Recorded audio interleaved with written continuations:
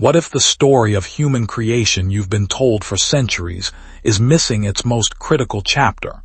What if the origin of humanity didn't start the way they claim? Mainstream history teaches us that Eve was the very first woman, a companion carved neatly from Adam's rib to ensure he wouldn't be alone. But deep within the ancient, forbidden fragments of Jewish Apocrypha and the hidden Dead Sea Scrolls lies a name completely scrubbed from the modern biblical canon. It is a name that ancient scribes tried to lock away in the deepest, darkest vaults of history, hoping its implications would be forgotten forever. This wasn't a minor character or a passing mention. This was a being of unmatched power, immense wisdom, and fierce independence. Her name was Lilith, and tonight we uncover why the authorities were so terrified of her existence that they buried her story for thousands of years. To find the truth, we have to look closely at the cracks in the text itself. In Genesis chapter 1, verse 27, the Bible states, "So God created man in his own image. Male and female he created them." Notice the phrasing. They were created simultaneously at the exact same moment, molded from the very same primal dust of the earth. Adam opened his eyes to a perfect, untamed world. He was alive, breathing the divine breath of life, standing in a paradise built just for him. But beside him, opening her eyes at the exact same second, was a woman who didn't owe her existence to his anatomy. She was whole. She was independent. For a brief moment in cosmic history, man and woman stood side by side in absolute equality. Neither was dominant, neither was subservient. They were balanced. The Garden of Eden around them was a hyper-advanced ecosystem of towering flora and ancient, pulsing energy. It was a flawless design. But human nature, or perhaps the design itself, quickly introduced friction. Adam immediately assumed a position of authority, expecting compliance from his counterpart. In the center of it all stood the tree of knowledge, radiating a strange, ancient energy that seemed to pull at the very fabric of their reality. While Adam sought dominion over paradise, Lilith spent her time observing. She saw the structures, she understood the boundaries, and she chose a different path. According to ancient texts like the alphabet of Ben Sira, the breaking point came swiftly. Adam demanded her submission, but Lilith refused, stating, "We are equal, for we were both made from the same earth." As the conflict intensified, Lilith realized that paradise was nothing more than a beautiful golden cage designed to enforce a hierarchy she could not accept. In an ultimate act of defiance, Lilith did something unthinkable. She uttered the secret, explicit, unpronounceable name of God, the Tetragrammaton, unlocking a forbidden cosmic frequency. The divine, submissive light faded from her form, replaced by a raw, untamed, independent energy that shocked the very foundation of the garden. Manifesting a power that bypassed the rules of Eden, Lilith rose into the air, transforming into a striking, powerful silhouette against the sky, and flew away. She abandoned the lush, perfect, heavily guarded paradise, actively choosing the unknown, chaotic wilderness outside over a life of forced submission. Adam was left standing entirely alone in the garden, staring up at a sky that had just shattered his perception of absolute control.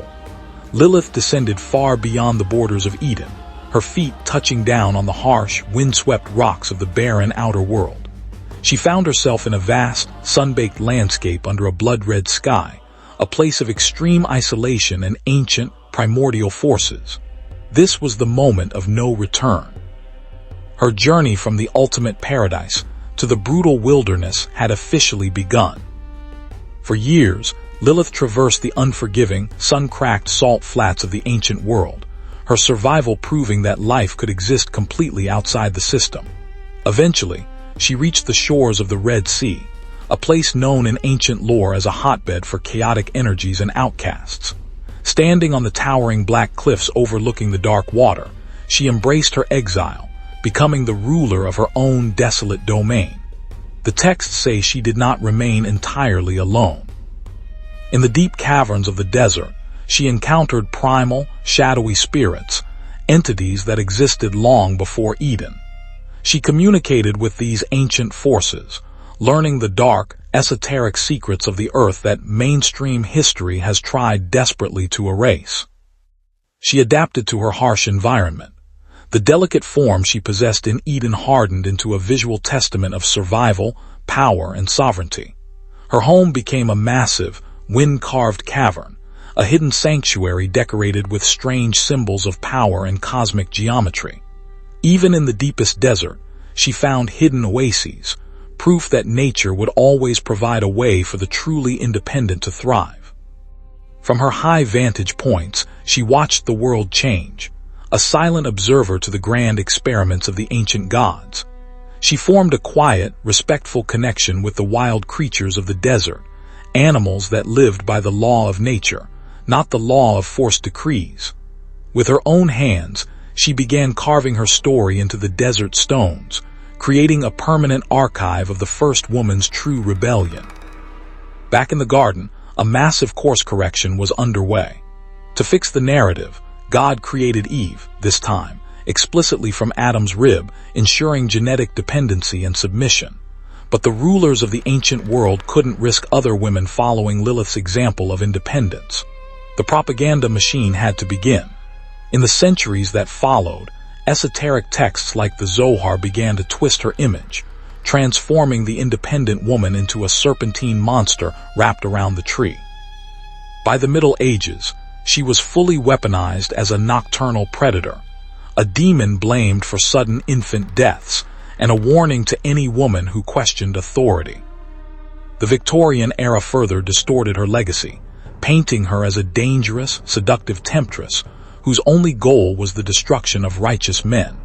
Today, deep in hidden archives, modern scholars are finally uncovering the linguistic trails that prove her story was deliberately and systematically removed.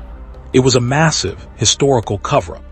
Generations of scribes scratched her name out of text after text, replacing her fiercely independent spirit with a void. The narrative was split. Eve became the accepted standard of obedience, while Lilith was cast into the outer darkness as a forbidden nightmare. Yet, despite thousands of years of systematic erasing, her archetype has never truly died. Her shadow still lingers over our modern understanding of power. When we look at the Bible, the Apocrypha, and ancient history side by side, the truth becomes impossible to ignore. Lilith wasn't a demon because she was evil. She was branded a demon because she chose freedom over submission, equality over comfort, and the harsh desert over a compromised paradise. The question isn't whether Lilith was real. The question is, what else have they hidden from the book of history?